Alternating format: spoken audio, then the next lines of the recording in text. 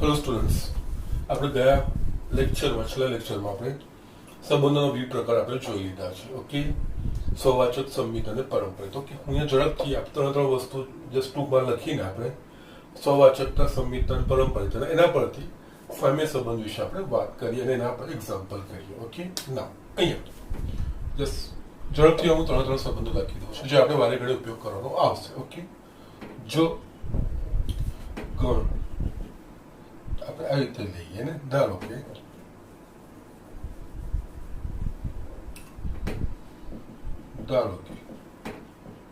ગણ એ પરનો વ્યાખ્યાયિત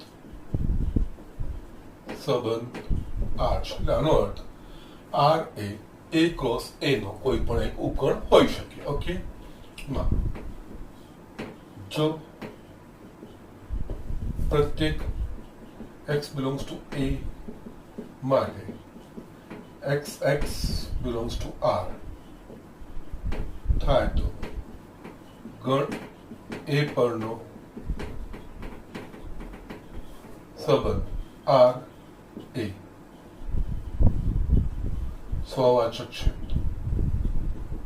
ઓકે, જો xy belongs to A માટે xy belongs to R implies yx belongs to R થાય તો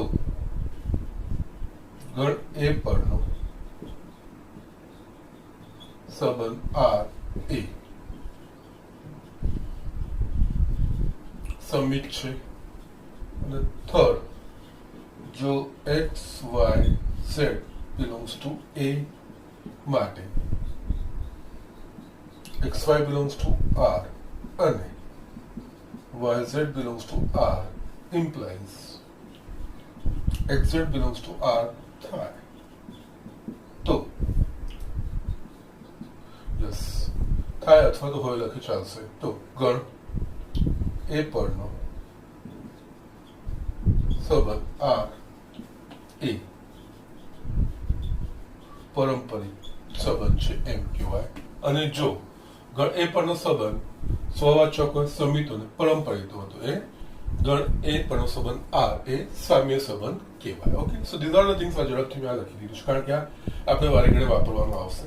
અને xx belongs to R એનો મતલબ xrx એ પણ સંકેત હોય. ઓકે, અને ત્રીજું statement x belongs to R માટે yes x belongs to R એ રીતે આપણે લખીએ તો આ સંબંધ વ્યાખ્યાયિત છે એવું કરી શકાય. ઓકે, અને ગુણધર્મો પરથી આપણે આ વસ્તુ પણ લખી શકીએ છીએ. ઓકે, હવે ઝડપથી અમુક દાખલા આપણે ઉદાહરણ જોઈએ. અને અહીંયા હું જસ્ટ આમાં એક એક્સટેન્શન આવે છે સામ્ય વર્ગનું. પહેલા આપણે સ્વવાચકતા, સંમિતતા અને પરંપરિત એ વિશે થોડું કમાન્ડ મેળવીશું, પછી આપણે સામ્ય વર્ગ પર જઈશું. ઓકે, હું એક એક્ઝામ્પલ લખું છું. ઓકે ફાઇન, મેં અહીંયા એક એક્ઝામ્પલ લખ્યો છે. જો શાંતિથી આપણે વાંચીશું અને આ સમજીશું સારી રીતે.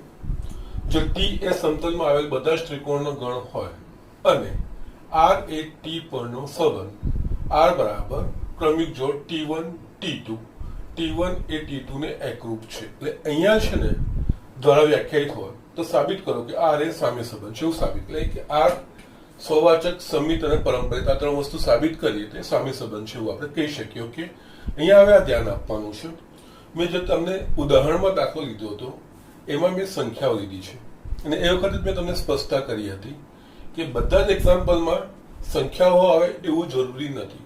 કોઈ પણ બીજો ગાણિતિક સંબંધ હોઈ શકે અને એના પ્રમાણે આપણે આગળ વધવાનું હોય. ઓકે, અહીંયા શું છે, આપણે ક્રમિક જોડ T1 અને T2, પણ અહીંયા T1 અને T2 સંખ્યા નહીં થાય પણ કોઈ ત્રિકોણોને નામ આપેલા છે. ઓકે, આ T1 એક ત્રિકોણ હશે અને T2 એટલે ત્રિકોણનું નામકરણ કરેલું છે, બીજું કઈ છે. ઓકે, એટલે આમાં R એ ટી પર વ્યાખ્યાયિત છે. એટલે ટી શું છે, સમતલમાં આવેલા બધા છે. એટલે જેટલા બી આપણે જે સાત સમતલ કહેવાય તમારું, આમાં તમે બી ગમે એટલા પ્રકારના ગમે તે વસ્તુ જેટલા બી ત્રિકોણો દોરો એ બધા જ ત્રિકોણોનો ગણ એટલે ટી થશે. અહીંયા આ વસ્તુ એવી થાય. ઓકે, એના પર વ્યાખ્યાયિત છે. એનો ઉપગણ R, એટલે આમાં R માં કેવા ઘટકો આવશે તો કે અહીંયા જેટલા બી હું ત્રિકોણો દોરું આડાવડા ઉભા ગમે આ આખું સમતલ જ કહેવાય. બરોબર છે, x અને y દોરો એટલે આ સમતલ થઈ ગયું. ઓકે, એટલે તમારું આ તમે બોર્ડ જોવો છો ને એ બોર્ડ એક સમતલનું જ ઉદાહરણ છે. તમે દિવાલ લઈ લો, तो दिवाल भी एक समतलનું જ ઉદાહરણ છે. ઓકે, ટી એ સમતલમાં આવેલા તમામ ત્રિકોણોનો ગણ. એટલે આ દિવાલ પર કે આ બોર્ડ પર તમે ગમે એવા ઉભા આડા અવળા ગમે ત્યાં જેટલા બી ત્રિકોણો દોરો એ બધા જ ત્રિકોણોનો ગણ એટલે ટી. પણ આમાં આરમાં આ જેટલા બી અહીંયા ત્રિકોણ દોરું છે એવા નથી લેવાનું, ફક્ત એવા જ ત્રિકોણો લેવાના છે કે જે એકબીજાને એકરૂપ હોય એવા જ ત્રિકોણોનો ગણ. એટલે કે આ આખા સમતલમાંથી જેટલા ત્રિકોણો એકરૂપ હોય એવો એનો ઉપગણ એ આ કહેવાશે સંબંધ આ. એટલે આ વસ્તુ સમજવી બહુ જરૂરી છે. અહીંયા દરેક વખત સંખ્યા ગણ કે અહીંયા ક્રમિક જોડમાં સંખ્યાઓ હોય એવું જરૂરી નથી, પણ જસ્ટ ગુણધર્મ પ્રમાણે અહીંયા આ T1 અને T2 એટલે કે ક્રમિક જોડનો પ્રથમ ઘટક અને બીજો ઘટક એ અહીંયા સંખ્યા નથી દર્શાવતો, પણ જે ઘટકો અહીંયા ઘટકો શું છે તો ત્રિકોણો છે. એટલે આ રીતે ત્રિકોણો આપણે લેવાના છે. ઓકે, એટલે મેં તમને કીધું હું શાંતિથી તમને સમજાવું છું આ વસ્તુ, બરાબર છે. અહીંયા આપણે પહેલા લખીશું okay R is equals to just જે મને વ્યાખ્યાયિત કરેલો સંબંધ એવું લખું છું T1 અને T2 ને T1 એ T2 ને એકરૂપ છે.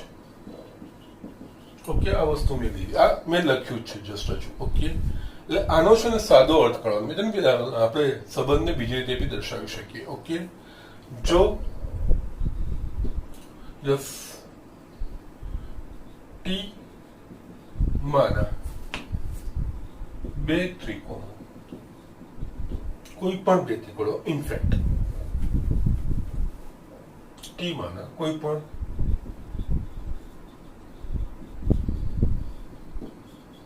બે ત્રિકોણો T1 અને T2 એકરૂપ હોય તો T1 T2 belongs to R. આનો અર્થ. ઓકે, જે મેં તમને કીધું આ સમતલમાં ગમે બધા દોરો આમાંથી જે જે એકરૂપ હોય એ. ઓકે, ના એટલે આ જસ્ટ તમે સિમ્પલ અર્થ લખ્યો છે જે મેં તમને બતાવ્યું હતું કે સંબંધને આ રીતે પણ વ્યાખ્યાયિત. એટલે આ તમને દાખલામાં આગળ વધવામાં બહુ સરળ બનાવશે આ વસ્તુ. આનું સિમ્પ્લિફિકેશન આ રીતે લખશો ને તમને સરળ બનાવશો. ઓકે, હવે અહીંયા આપણે સ્વવાચકતામાં શું થવું જોઈએ? x belongs to R. અહીંયા x ની જગ્યાએ અહીંયા શું લેવાનું છે? જે ત્રિકોણ અહીંયા લીધો હોય એ જ ત્રિકોણ અહીંયા લીધો હોય. ઓકે, એટલે અહીંયા બે ત્રિકોણો લઈએ એટલે કે કોઈ પણ ત્રિકોણ એ પોતાને જ સમરૂપ હોય કે પોતાને જ એકરૂપ હોય કે ના હોય. તો કે ઓબ્વિયસ વાત છે, સીધી વાત છે, સ્ટ્રેટ છે કે એ હોય જ. કોઈ એક ત્રિકોણ લઈએ કે આ ધારો કે આ ત્રિકોણ લીધું છે અને મેં નામ આપ્યું T1, આવું ના રીતે નામ આપ્યું. આ ત્રિકોણ એ પોતાને જ એકરૂપ થાય કે ના થાય? યસ, થાય જ. એટલે અહીંયા જસ્ટ અહીંયા અગત્યની વસ્તુ આ જ છે, ભાષા સમજવાની અને જે રીતે સંબંધ વ્યાખ્યાયિત કરેલો એ પ્રમાણે એના જે ઘટકો છે ઘટકોનો ગુણધર્મ ચકાસો. અને આ ગુણધર્મ આપેલો છે અને આ ઘટકો છે અહીંયા સંખ્યા નથી પણ ત્રિકોણ જે સમતલમાંના અને પણ એવા સમતલમાંના ત્રિકોણ છે કે જે એકરૂપ હોય એ જ આના સંબંધની હેઠળ આવશે જ. ઓકે, અને એના સિવાય હવે સ્વવાચક આવે એટલે આ પ્રથમ ઘટક ક્રમિક જોડનો બીજો ઘટક એટલે અહીંયા શું થાય? T1 એટલે એનો શું થાય? અને એ જ વાત અહીંયા મારે લખવું તો T2 ની જગ્યાએ શું થઈ જાય? T1 એ T1 ને એકરૂપ છે. સાચી વાત છે કે નહીં? તો કે સાચી વાત છે. એટલે અહીંયા આ રીતે લખાય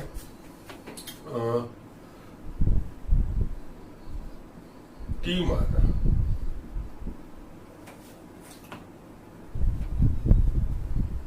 માના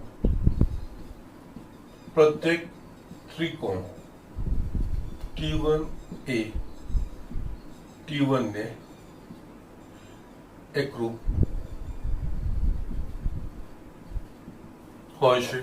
એટલે કે T1 એકરૂપ છે એનો મતલબ આ સંબંધ હેઠળ T1, T1 belongs to R થાય. માટે R એ T પરનો સ્વવાચક સંબંધ છે. યસ, અહીંયા કઈ જ નહીં, આ બંને સમાન ઘટક લેવા અને આ ગુણધર્મનું પાલન થાય છે કે નહીં એ વસ્તુ એના પ્રમાણે જે T2 ની જગ્યાએ T1 આ રીતે આપણે લીધું છે. એ જ રીતે અહીંયા XY હોત અને X એ Y ને એકરૂપ છે એવું હોત તો X એ X ને એકરૂપ છે એ રીતે યસ આપણે કહી શકીએ. ઓકે, એ સાચું બને કે નહીં તો એ હંમેશા સાચું બને છે પ્રત્યેક માટે. કોઈ બી આપણે લઈશું યસ T માનો કોઈ બી આપણે એક ત્રિકોણ લઈશું એ ત્રિકોણને એકરૂપ હોય છે. ઓકે, એટલે આમાંનો કોઈ પણ T માના પ્રત્યેક ત્રિકોણ T1 એ T1 ને એકરૂપ હોય છે. માટે અહીંયા T1 એકરૂપ T1 that means અહીંયા XX belongs to R એટલે કે સ્વવાચક છે એવું કહેવાય. ઓકે, નાઉ હવે છે ને નેક્સ્ટ આવે સમિતતા માટે. સમિતતા માટે શું છે અહીંયા XY belongs to R આ આપણે લઈ લેવાનું. એનો મતલબ આ સંબંધ હેઠળ કોઈ પણ બે ત્રિકોણો એકરૂપ છે T1 અને આપણે T1 T2 જ લઈએ. T1 અને T2 એકરૂપ છે એવું મેં લઈ લીધું છે. એના પરથી જો આપણે એવું બતાવી દઈએ કે YX belongs to R એટલે આ કિસ્સામાં T1 T2 belongs to R એનો અર્થ T1 એ T2 ને એકરૂપ છે. જો એના પરથી આપણે બતાવી દઈએ કે T2 T1 belongs to R એટલે કે એનો અર્થ ક્રમનું અહીંયા મહત્વ છે. T2 એ T1 ને એકરૂપ છે તો યસ એ સમિત છે. એનો મતલબ T1 T2 belongs to R એ આપણે લીધું છે અને એના પરથી આપણે એવું બતાવ્યું છે કે T2 T1 પણ R માં છે તો યસ એ સમિત છે એવું આપણે કહી શકીએ. ઓકે, એટલે અહીંયા જે આ છે એ વસ્તુ આપણે સ્વીકારી લેવાની આ સંબંધ હેઠળની. ધારો કે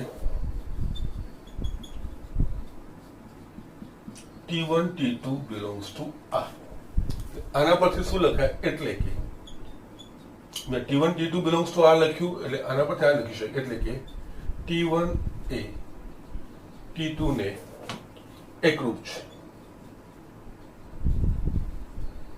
ઓકે, ના હવે આપણે શું બતાવવાનું છે T1 T2 belongs to R લઈ લીધું છે એટલે કે T1 એ T2 ને એકરૂપ છે એવું બતાવી દીધું, લખી દીધું એના પરથી આપણા પ્રમાણે. હવે જો આ સ્ટેટમેન્ટ પરથી આપણે એવા તારણ પર આવી શકીએ T2 T1 એટલે કે T2 એ T1 ને એકરૂપ છે એવું જો સ્ટેટમેન્ટ પર આવી શકીએ જો લખી શકાતું હોય તો એ સમિત છે. ઓકે, યસ T1 T2 ને એકરૂપ હોય તો એનો ઉલટો અર્થ લખી શકીએ કે T2 T1 ને એકરૂપ છે. લખાય કે ના લખાય? યસ લખાય છે. ઓકે, એટલે અહીંયા એટલે કે T1 અને T2 આના પરથી લીધું. ઓકે, માટે T2 એ T1 ને એકરૂપ છે. ઓકે, યસ અહીંયા ક્રમનું મહત્વ છે જ્યારે આપણે લખીએ છીએ XY YX એટલે ક્રમનું મહત્વ છે. અહીંયા આ જ ક્રમ T1 T2 ને એકરૂપ છે અને આપણે T2 એ T1 ને એકરૂપ છે એવું આપણે ઓબ્વિયસ લખી શકીએ છીએ. તો યસ માટે અહીંયા આ થઈ ગયું T2 એ T1 ને એકરૂપ છે એટલે આ થઈ જશે T2 T1 માટે T2 T1 belongs to R માટે R એટલે આના માટે આપણે શું કર્યું T1 T2 belongs to R પરથી આપણે બતાવ્યું કે T2 T1 belongs to પણ આપણને મળે છે R એટલે કે એ સમિત છે. એટલે કોઈ પણ બે હશે એકરૂપ ત્રિકોણ લઈ લીધા હશે ત્યાંથી ઉલટા પણ એ એકરૂપ જ હોય. ઓકે, માટે R એ T પરનું સમિત સંબંધ છે. ઓકે, થર્ડ આપણે હવે પારંપરિક એટલે આ વ્યાખ્યા લખી છે અને આપણે જસ્ટ કમ્પેર કરીને લેવાનું છે. અહીંયા ઘટકો છે એની જગ્યાએ ઘટકોની જગ્યાએ અહીંયા બધા ત્રિકોણો ઘટકો તરીકે કામ કરશે. એમાં શું છે આ બે વસ્તુઓ હોય એટલે કે આ બધી વસ્તુ આપણે લઈ લેવાની અને એના પરથી આપણે જો આ બતાવીએ આ બે લઈ લીધું હોય આ બે અસ્તિત્વ ધરાવતા હોય અને જો એના પરથી X અને Z ને જોડતી કડી પણ જો અસ્તિત્વ ધરાવતી હોય તો એ સમિત છે એવું આપણે કહી શકીએ. અહીંયા યસ આપણે સંકેત લીધા છે X Y Z એવા નથી લીધા પણ T લીધા છે T1 T2 એટલે અહીંયા આપણે T1 T2 ને T3 લઈશું. ઓકે, અને બીજું T1 T2 લો તો બીજામાં પ્રથમ ઘટક T2 હોવો જ જોઈએ ગુણધર્મના પ્રમાણે. ઓકે, જે આનો ઘટક હોય. ઓકે, ના અહીંયા ધારો કે T1 T2 belongs to R તથા T2 T3 belongs to R. એ આપણે આ બે ક્રમયુક્ત જોડ લઈ લેવાનું. ઓકે, આ રીતની જો અસ્તિત્વ ધરાવતી હોય તો એવું આપણે લઈ લેવાનું. ઓકે, ના અહીંયા અસંખ્ય બધા ત્રિકોણો હોય એમાં એકબીજાને એકરૂપ છે બીજો ત્રીજાને એકરૂપ હોય એવું આપણને મળે છે. ઓકે, ના એટલે આનો અર્થ શું થાય એટલે લઈએ ને પછી આ અર્થ લખવાનો T1 T2 belongs to R એટલે કે T1 એ T2 ને એકરૂપ છે તથા T2 T3 belongs to R એટલે આનો જ ઘટક છે તથા T2 એ T3 ને એકરૂપ છે ના મારે શું સાબિત કરવાનું છે T1 T3 belongs to અહીંયા મૂકીએ T1 એ T3 ને એકરૂપ છે એવું આપણે બતાવવું પડે તો યસ આના પરથી કહી શકાય કે નહીં T1 એ T2 ને એકરૂપ છે અને T2 એ કોઈ ત્રીજાને એકરૂપ છે T1 એકરૂપ T2 એકરૂપ T3 એવું આપણે આપેલું છે તો આના પરથી આપણે કહી શકીએ T1 એ T3 ને એકરૂપ છે કે એવું કહી શકીએ કે ના કહી શકીએ ઓકે જેની બાજુઓ સમપ્રમાણમાં હોય એ એકરૂપ ત્રિકોણો કહેવાય આપણે 10મામાં ભણ્યા છીએ ઓકે એટલે આ આની બાજુના સમપ્રમાણ આ આની બાજુના સમપ્રમાણમાં તો આ અને આની બાજુ સમપ્રમાણમાં થાય કે ના થાય તો કે થાય એટલે આ બે સ્ટેટમેન્ટ પરથી માટે T1 એ T3 ને એકરૂપ છે T1 એ T3 એટલે માટે હું લખી શકું T1 T3 belongs to એટલે આપણે બે T1 T2 belongs to R અને T2 T3 belongs to R મેં લઈ લીધું અને એના પરથી કયા કન્ક્લુઝન પર આવ્યો કે T1 T3 belongs to R અને T1 અને T3 પણ એકબીજાને એકરૂપ છે કન્ક્લુઝન પર આવી ગયા જસ એટલે માટે R એ T પરનો પારંપરિક સંબંધ છે ઓકે R એ T પરનો સ્વવાચક સંમિત અને પારંપરિક આ ત્રણ વસ્તુ બધે માટે R એ T પરનો સામ્ય સંબંધ છે માટે R એ T પરનો સામ્ય સંબંધ છે આ દાખલાઓ કરવાના છે ઓકે આ દાખલાઓમાં લોજિકલી સ્ટેપ્સ લખવાના અને સરે જેટલું લખ્યું છે તમારે સર દર વખતે લખશે don't worry about this things sir પણ લખશે તમારે પણ લખવાની છે ને આપણે એક આદત પાડવાની છે કારણ કે એક્ઝામમાં આ બધા જ લોજિકલ એક પછી બીજા પછી ત્રીજા સ્ટેપ આપણે લખવાના આવશે okay so these are the things આ રીતનું આપણે કરવાનું છે ઝડપથી જોઈ લો લખી લો આગળ હું બીજા દાખલા તમને બતાવું છું યસ મેં અહીંયા બીજો એક્ઝામ્પલ લખ્યો છે જો એલ એ સમતલમાં આવેલી બધી જ રેખાઓનો ગણ હોય અને આર એ એલ પરનો સંબંધ યસ એક્સક્યુઝ મી અહીંયા આપણે આગળનો દાખલો જોયો ને એ જ રીતનો આ દાખલો છે આગળના દાખલામાં શું હતા તો સમતલમાંના બધા ત્રિકોણો એટલે મેં તમને અહીંયા કીધું ભાષા પર ધ્યાન આપવાનું અહીંયા સમતલમાં યસ આ સમતલ છે સમતલમાં તમે આમ ગમે ત્યાં યસ આ બોર્ડ એ સમતલ છે એ બધી જ રેખાઓનો ગણ એટલે એલ એવું એને નામ આપ્યું છે આ સમતલ આ બોર્ડને મેં એલ નામ આપી દીધું ઓકે એટલે આ ના પરની બધી જે છે રેખાઓ છે એ પણ એ ગણ પર આર નો સંબંધ એટલે એના પર સંબંધ આર એ કેવો છે કે આર બરાબર L1 L2 હવે અહીંયા શું છે અહીંયા L1 L2 એ એલ ના ઘટકો છે એલ શું છે તો કે સમતલમાં આવેલી તમામ રેખાઓ ઓકે એટલે અહીંયા L1 અને L2 શું થશે તો L1 અને L2 બે ભિન્ન રેખાઓ દર્શાવે છે આ સમતલમાંની કોઈ પણ બે ભિન્ન રેખાઓ એ L1 અને L2 નામથી દર્શાવેલી છે એવું છે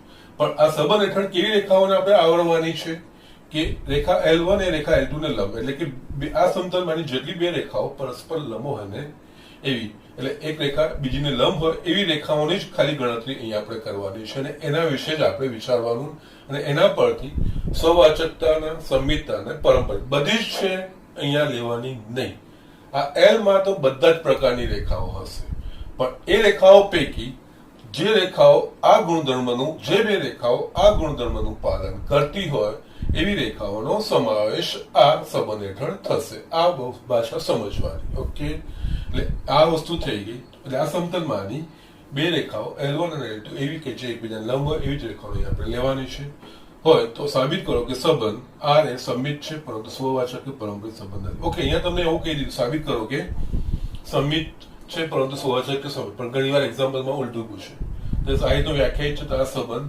સ્વવાચક સંમિત કે પારંપરિક છે કે નહીં કે સામ્ય છે કે નહીં એવું પૂછે આપણને સાબિત કરવાનું ના કે આવું છે કે આવું નહીં પણ એ રીતનો સવાલ બી પૂછે કે યસ અને જનરલી એ જ હોય છે એમાં યસ આ લખે પછી યસ આ સંબંધ આર એ આ એલ પરનો સંબંધ આર એ સામ્ય છે કે નહીં એવું પૂછે ઓકે ત્યારે અથવા તો સ્વવાચક સંમિત કે પારંપરિક છે કે નહીં એવું પૂછે જસ્ટ ત્યારે આપણે ડિસાઈડ કરવાનું આવે. અહીંયા સાબિત કરવાનું છે એટલે આપણે એના પ્રમાણે ગોઠવીને કદાચ કરી પણ દઈએ, પણ જસ્ટ જનરલી આપણે આ રીતે લોજિકલી આગળ વધતું જવાનું. ઓકે, એટલે અહીંયા આપણે આ દાખલાઓનો આ છે, પેલા જે સંબંધ લખેલો હોય સંબંધ લખી દેવાનો, પછી એનો અર્થ જે મેં તમને બતાવ્યો એ અર્થનું પાલન કરતા હોય એવી બધી જ આપણે રેખાઓ વિશે વાત કરીને આગળ વધવાની. ઓકે, એટલે અહીંયા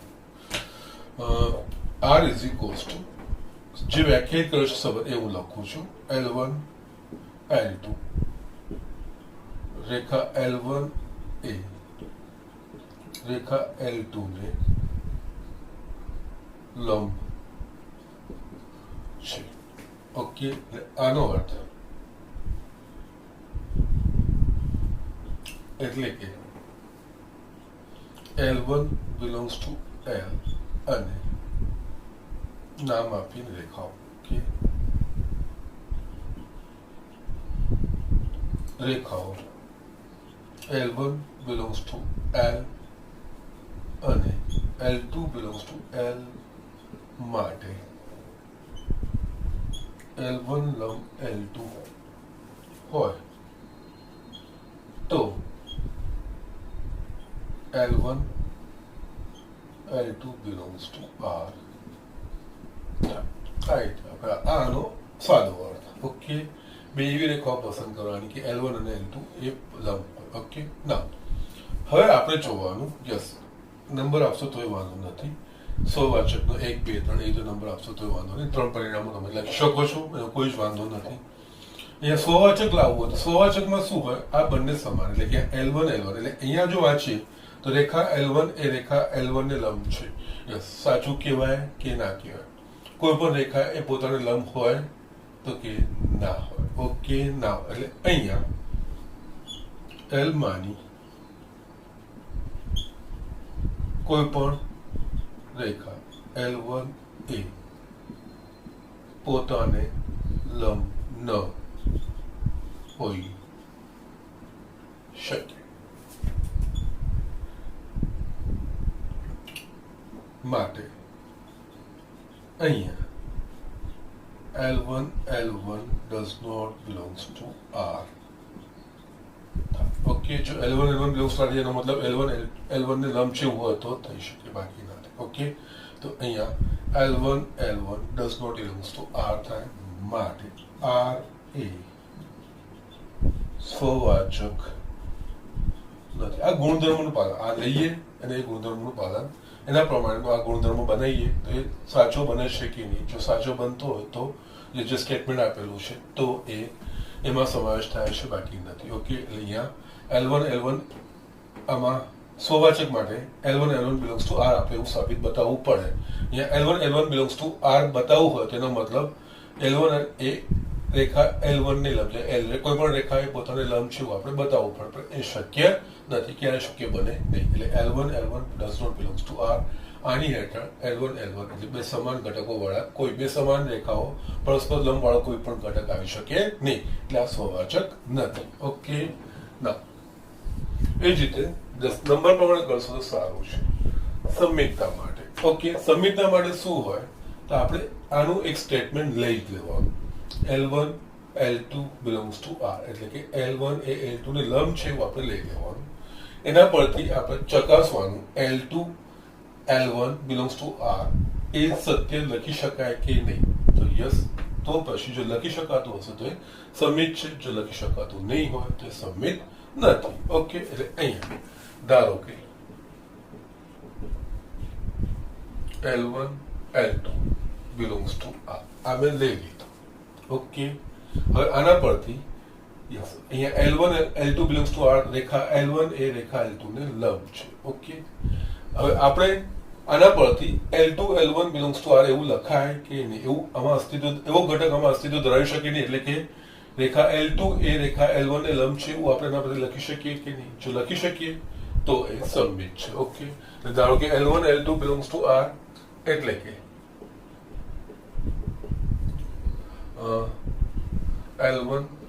L2 belongs to L માટે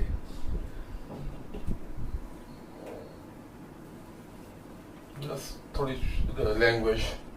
રેખા L1 એ રેખા L2 ને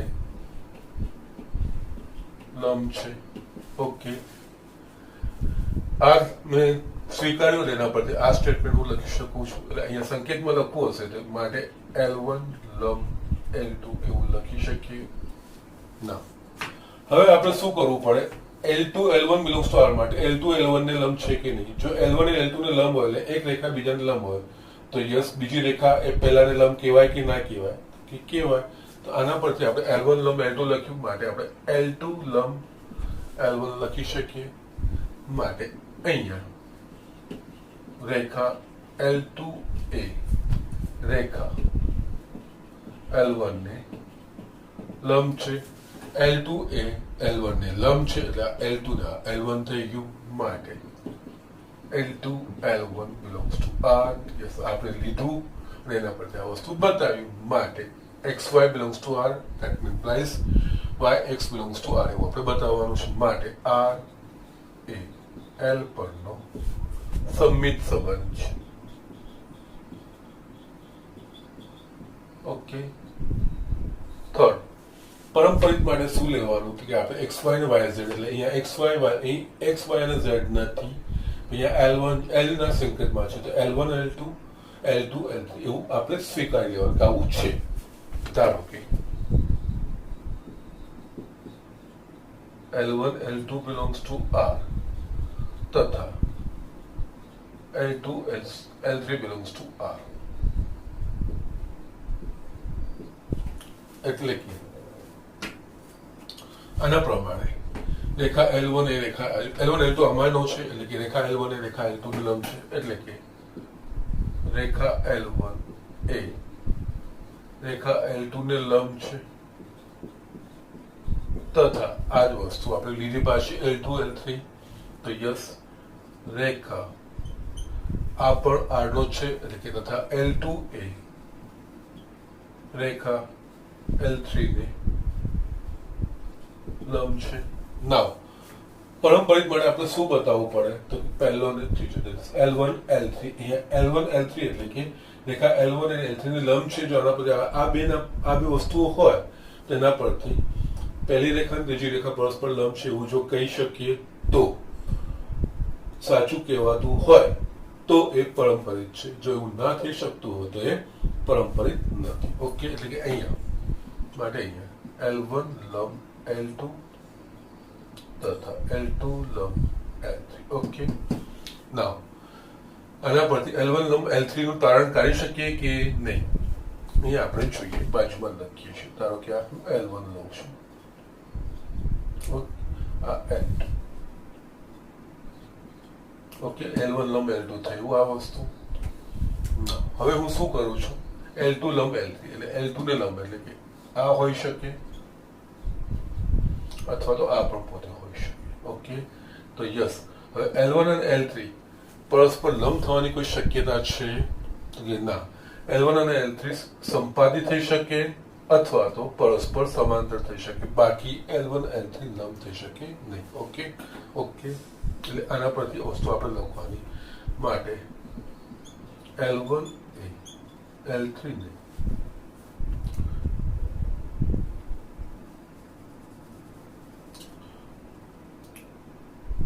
રેખા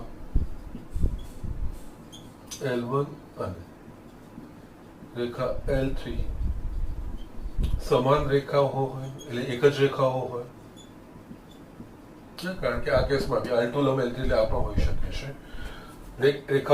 રેખા L1 અને રેખા L3 સમાન રેખાઓ હોય અથવા L1 અને L3 પરસ્પર સમાંતર થાય પરંતુ પરસ્પર લંબ ના થાય માટે L1 is not લંબ to L1 એ L3 ને લંબ નથી.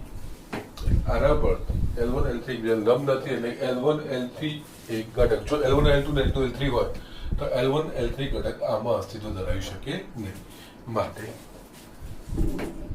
L1 L3 does not belongs to R માટે R એ L પરનો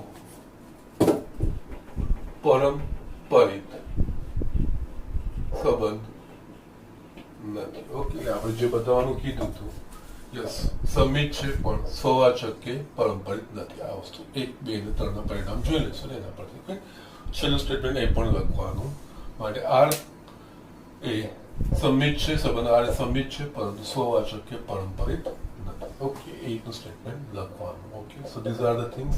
આ રીતે એક્ઝામ્પલ કરવાના છે. ઓકે, સમજાય છે બધાને? યસ, બહુ જ સરળ ભાષામાં ને યસ, એક વસ્તુ ક્લિયર કરીને આગળ વધતું કે જેના તમને આગળ જઈને તકલીફ ના પડે. ઓકે, ઝડપથી આ લખી લો. આપણે નેક્સ્ટ એક્ઝામ્પલ જોઈએ છીએ. યસ, અહીંયા મેં 2 દાખલાઓ લખ્યા છે. સાબિત કરો કે ગણ 1, 2, 3 એટલે કે અહીંયા ઘટકો 1, 2 અને 3 જ હોય પણ વ્યાખ્યાયિત સંબંધ R 1, 1, 2, 2, 3, 3, 1, 2, 2, 3 એ સ્વવાચક સંબંધ છે પરંતુ સમિત કે પારંપરિક સંબંધ નથી. યસ, આ એકદમ ઇઝી છે. મેં તમને જ્યારે ઉદાહરણ લઈને તમને 3 સંબંધો સમજાવ્યા હતા ત્યારે આ રીતનું જ મેં એક ઉદાહરણ લીધું હતું. એટલે જસ્ટ આમાં તમને પ્રોબ્લેમ આવવો જોઈએ નહીં. ઓકે, યસ, આના પરનો સંબંધ છે એટલે આના ક્રોસ પ્રોડક્ટ એટલે કુલ 9 ઘટકો હોય 1, 1, 1, 2, 1, 3, 2, 1, 2, 2, 2, 3, 3, 1, 3, 2, 3, 3 એમાંથી આ એક સંબંધ આ રીતનો છે એનો ઉપગણ આ રીતનો અવ્યાખ્યાયિત છે. આ સંબંધ આપણે જે કીધું છે વસ્તુ બતાવવાની અગેન મેં તમને કીધું એ પ્રમાણે અહીંયા સાબિત કરો એવું કહી દીધું છે પણ અહીંયા એની જગ્યાએ સ્ટેટમેન્ટ હોય બતાવો સ્વવાચક સમિત કે પારંપરિક છે કે નહીં ત્યારે આપણે એ રીતનું ધ્યાન રાખવાનું હોય. ઓકે, નાવ સ્વવાચકતા માટે શું હોવું જોઈએ કે જે ગણ પર સંબંધ વ્યાખ્યાયિત હોય એના પ્રત્યેક ઘટક માટે સમાન ઘટક વાળી ક્રમિક જોડ હોવી જોઈએ.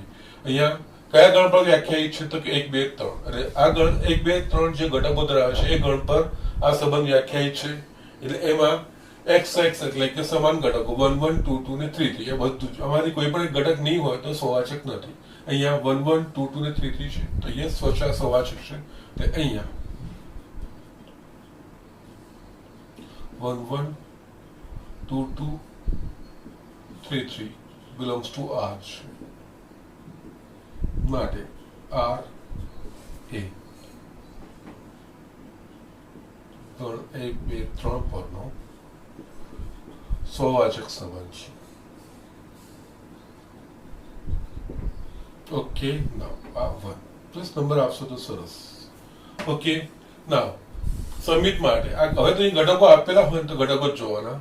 યસ, જે ઘટક અહીંયા હોય એનો ઉલટો અસ્તિત્વ ધરાવે છે કે નહીં એ વસ્તુ આપણે જોવાનું. ઓકે, યસ, 1, 1 નો ઉલટું 2, 2, 3 ત્યાં તો એને થશે એનો કોઈ પ્રોબ્લેમ નથી. પણ અહીંયા 1, 2 એનાથી ઉલટું ક્રમ ઉલટો એટલે કે 2, 1 છે અહીંયા નથી, સમિત નથી. કોઈ એકમાં પણ શોધી કાઢો છો ને તો ત્યાં સમિતા પતી જાય. અહીંયા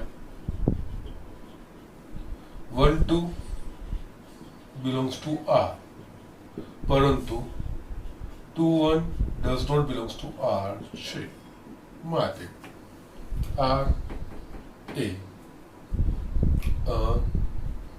સમિત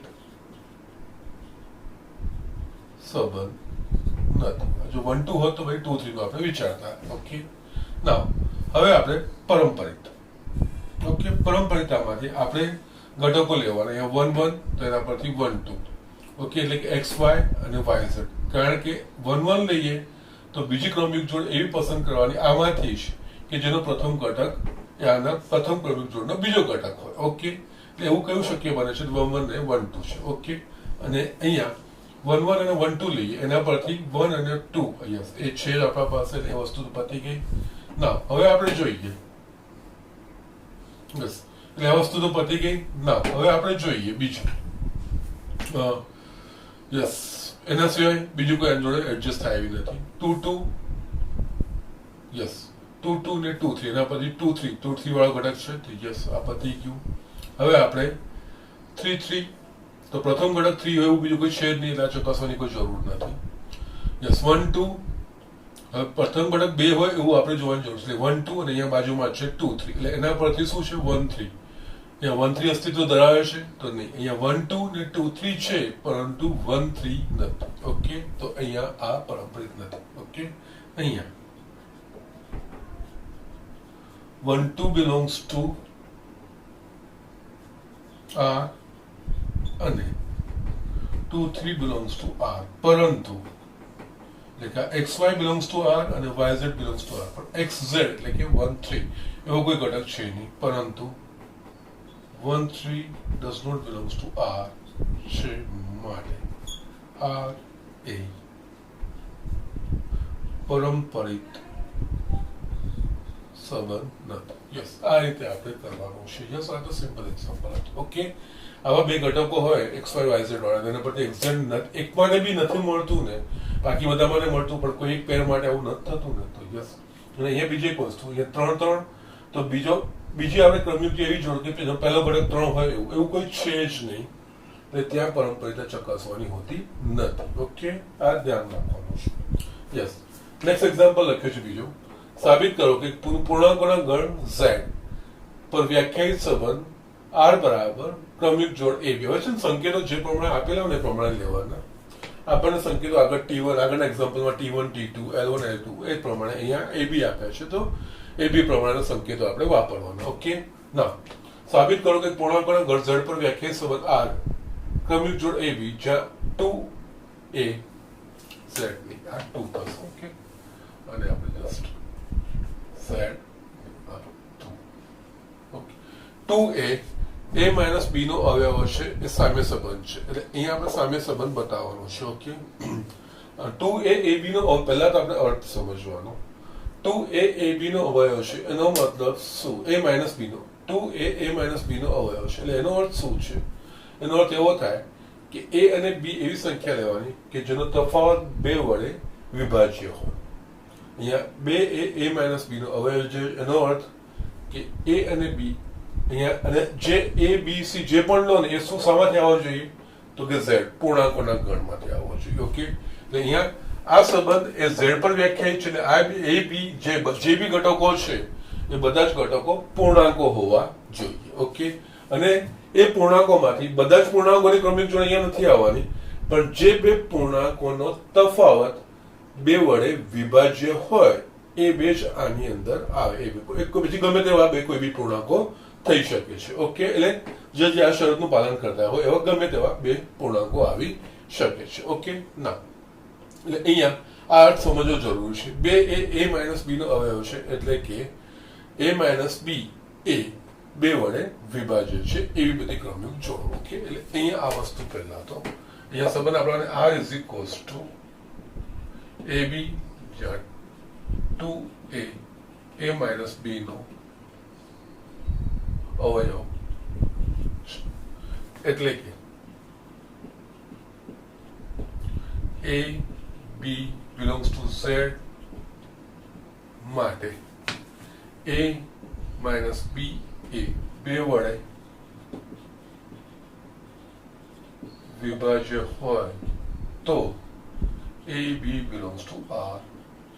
આનો અર્થ આ સિમ્પલ અર્થ લખશો ને બહુ બધી વસ્તુ તમને સરળ થઈ જશે. ઓકે, ના હવે આપણે સ્વવાચકતા, સંમિતતા અને પરંપરિતા આપણે ચકાસવાની. ઓકે, અહીંયા સ્વવાચકતા માટે a એટલે કે અહીંયા શું થશે? a minus a.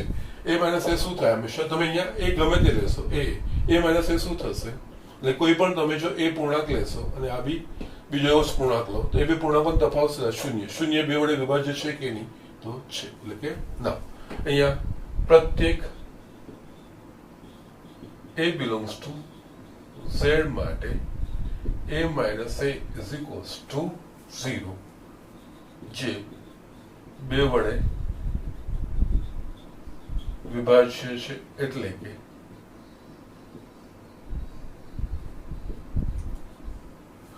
બે a minus a નો અવયવ છે, એટલે આ ગુણધર્મનું પાલન થયું, માટે a belongs to r માટે r એ z પરનો સ્વવાચક સંબંધ છે. ઓકે, નાઉ નેક્સ્ટ સંમિત માટે. સંમિતા માટે આ સંબંધમાંથી આપણે કોઈ એક ક્રમિક જોડ ab લઈ લેવાની, એટલે કે આપણે એવી ક્રમિક જોડ ab લેવાની કે જેનો તફાવત 2 વડે વિભાજ્ય છે એવું આપણે સ્વીકારી લેવાનું. એના પરથી આપણે બી એ આમાં અસ્તિત્વ એટલે આ ગુણધર્મનું પાલન કરે કે નહીં એ વસ્તુ જોવાની. ઓકે, અહીંયા ગુણધર્મનું પાલન થવું જોઈએ, પરિણામ સરખા આવવા જોઈએ એવું ચકાસવાનું નથી. હું જસ્ટ અહીંયા તમને આ બતાવીશ કઈ રીતે. ઓકે ઓકે અહીંયા yes AB belongs to R પરથી આપણે જસ્ટ એ બતાવવાનું, જો આપણે એવું બતાવી શકીએ કે BA belongs to પણ R, એટલે અહીંયા AB belongs to R એટલે કે A અને B વચ્ચેનો જે સંબંધ વ્યાખ્યાયિત થયેલો છે એવો જ સંબંધ B અને A વડે B અને A ની વચ્ચે વ્યાખ્યાયિત કરી શકાય કે નહીં. જો કરી શકાય તો એ સમિત છે એવું આપણે કહી શકીએ. ઓકે, અહીંયા ધારો કે AB belongs to R આવો આપણે લઈ લીધું, એટલે કે આ સંબંધ હેઠળની એક ક્રમિક જોડ આપણે લીધી, એટલે કે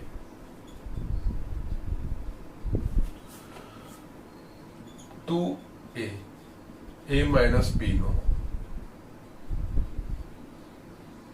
અવયવ છે, એટલે કે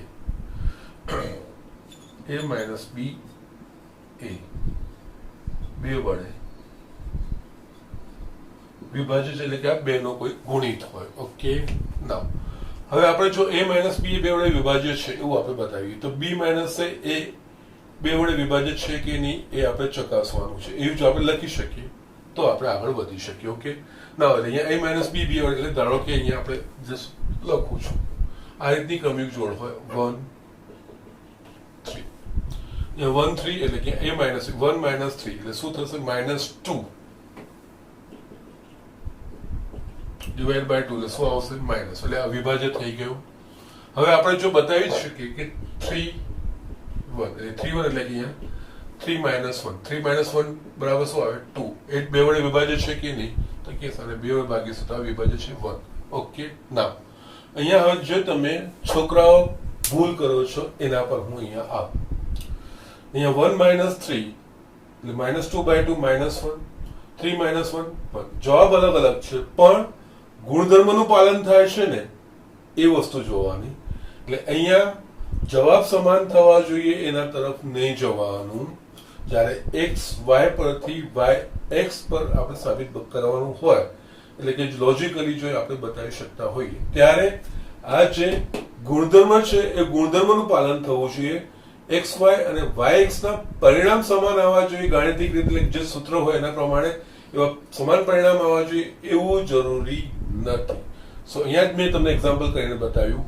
અહીંયા 1 3 belongs to R કારણ કે 1 minus -2 એ બે વડે વિભાજ્ય -1 આપશે, આપણને જવાબ મળશે. એ જ રીતે આનાથી ઉલટું તો 3 1 પણ અહીંયા A minus એટલે 3 minus 1 2 2 એ પણ બે વડે વિભાજ્ય છે પણ વિભાજ્ય શું આનો જવાબ શું આવે 1 અને અહીંયા આવે -1. એ ઇમમટીરિયલ છે, મેઇન વિભાજ્ય છે. આ જે લખેલું છે અવયવ છે કે એનો મતલબ A minus B નો તફાવત જો બે વડે વિભાજ્ય હોય તો B minus A નો તફાવત બે વડે વિભાજ્ય છે કે નહીં એ જ ચકાસવાનું હોય. બંને કિસ્સામાં પરિણામ સમાન આવે છે એવું ચકાસવાનું હોતું નથી, ફક્ત ગુણધર્મ ચકાસવાનું હોય છે. આ વસ્તુનું ખાસ ધ્યાન રાખવાનું છે. Okay, so be careful about this things. એ મેં તમને એ જ કીધું હતું કે જ્યારે હું દાખલા બતાવીશ ત્યારે આ સ્ટેપ લઈને તમને એ પણ હું બતાવીશ. Okay, so these are the things. અહીંયા અહીંયા AB belongs to R આપણે લીધું છે એટલે એનો અર્થ આના ગુણધર્મ પ્રમાણે આમાંની એક ક્રમિક જોડ લીધી છે. અહીંયા AB આપણે એવા લીધા છે કે બે A minus B નો અવયવ છે, એટલે કે આપણે A અને B આ Z માંથી એવા પસંદ કર્યા છે કે જેમનો તફાવત બે વડે વિભાજ્ય છે. હવે A minus B એ બે વડે વિભાજ્ય છે એવું છે.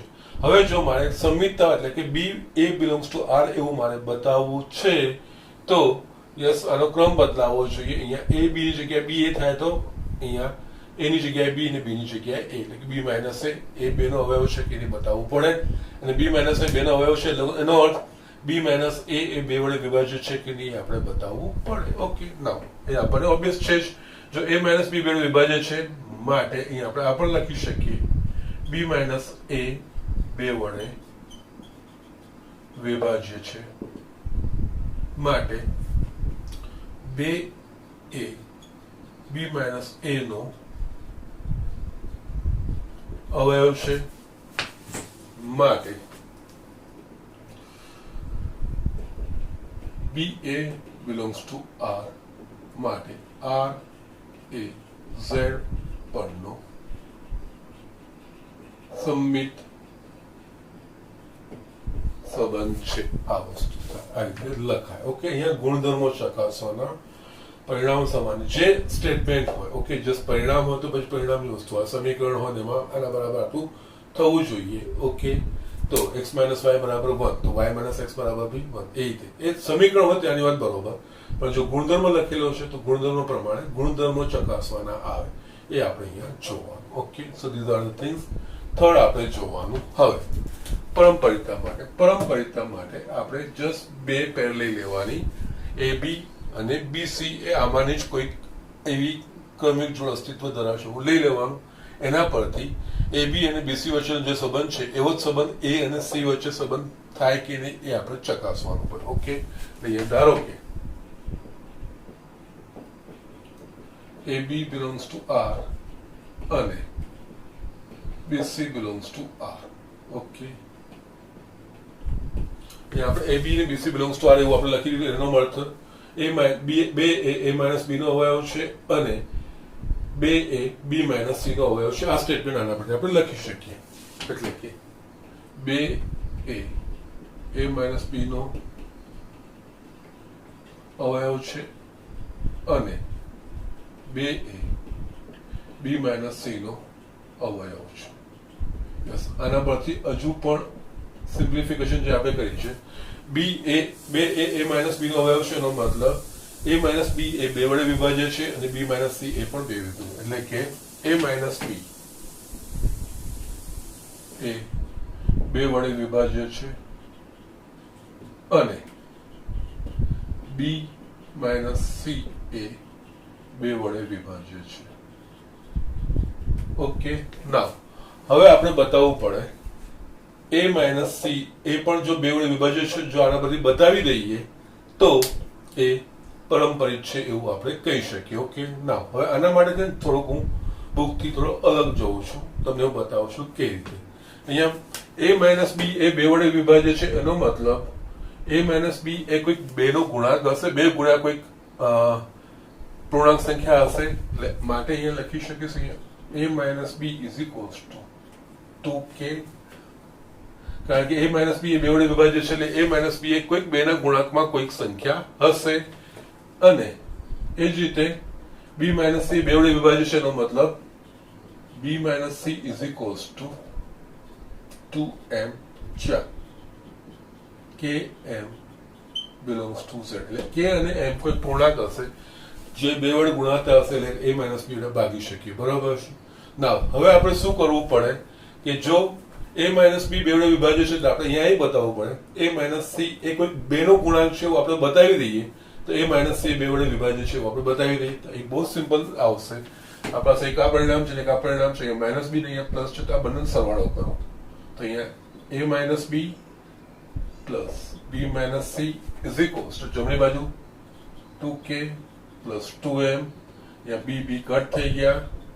A - C is equals to 2k plus m, k પૂર્ણાંક છે m પૂર્ણાંક છે એટલે આ બી કોઈ પૂર્ણાંક હોય કે એને m પણ કોઈ પૂર્ણાંક થશે અને એને 2 વડે ગુણાશે એટલે આના પરથી આ પણ લખાશે A - C is equals to 2 કોઈ બી તમે નામ આપી તો L, જ્યાં L is equals to k plus m, L belongs to z એવું આપણે લખી શકીએ. અહીંયા A - C બરાબર 2L જ્યાં L એ કોઈ પૂર્ણાંક છે એનો અર્થ A - C એ 2 વડે વિભાજિત થઈ ગઈ માટે A - C એ 2 વડે વિભાજ્ય છે માટે 2A A - C નો અવયવ છે માટે AC belongs to R માટે R એ Z પરનો પરંપરિત સંબંધ છે. યસ, માટે R એ Z પરનો સામ્ય સંબંધ છે. જસ્ટ એવું આપણે કહી શકીએ કે નહીં. સો ધીઝ આર ધ થિંગ્સ. એટલે અહીંયા જસ્ટ જ્યાં મારે થોડું એડિશનલ બતાવવાનું આવશે કે સરળ કરીને બતાવવાનું હોય. અહીંયા ડાયરેક્ટ A - C તમે ના પણ બતાવી શકો કેવી રીતે થાય. A - B એ 2 નો અવયવ છે, B - C 2 નો અવયવ છે તો A - C 2 નો અવયવ છે કે નહીં એનું ગાણિતિક પોઈન્ટ ઓફ વ્યૂથી મેં તમને બતાવી દીધું છે. અહીંયા 2 નો અવયવ એનો મતલબ એ 2 વડે વિભાજ્ય હોય, 2 વડે વિભાજ્ય એનો મતલબ એનો તફાવત કોઈક 2 નો ગુણાંક પૂર્ણાંક હોય, જસ્ટ એ લોજિક પ્રમાણે હું આગળ વધ્યું છે ને એ પ્રમાણે તમને બતાવ્યું છે. જસ્ટ આ રીતે આપણે દાખલાઓ કરવાના છે. ઓકે, જસ્ટ ઝડપથી જોઈ લો. અને જસ્ટ સર જેટલું લખે છે ને જસ્ટ એ બધું જ તમારે લખવાનું છે આ ચેપ્ટરમાં. જસ્ટ તમારા પેજ ભલે જ બુકમાં ઓછા દેખાતા હશે, પણ એક્ઝામ્પલમાં લખવાનું લોજિકલ સ્ટેપ્સ એ બધા જ લખવાના છે. નહીં તો જ્યારે તમારા પૂરામાંથી પૂરા માર્ક આવતા હશે ને ત્યારે આ બધી વસ્તુમાંથી માર્ક કપાતા જશે. તો આ પ્રમાણે જોઈ લો. કાલે હું તમને સ્વાધ્યાય 1.1 ના અમુક દાખલાઓ બતાવી તમને પછી એમાંથી હોમવર્ક માટેના દાખલાઓ પણ આપીશ. ઓકે, આજના પૂરતું હું આટલું જ હું લેક્ચર પૂરું કરું છું. ઓકે.